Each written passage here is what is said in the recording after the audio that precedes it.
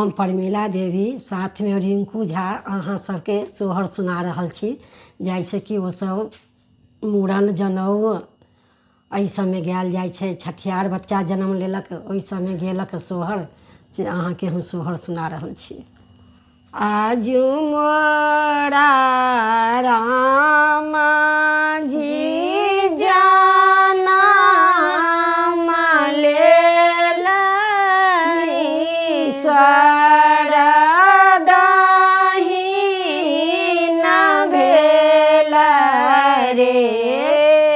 ललना रे दुष्ट मरल, छाती फाटी की मित्र घर सोहर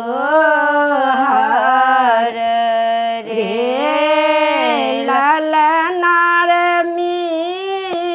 ललना रे दुष्ट मरल, छाती फाटी की मित्र घर सोहर।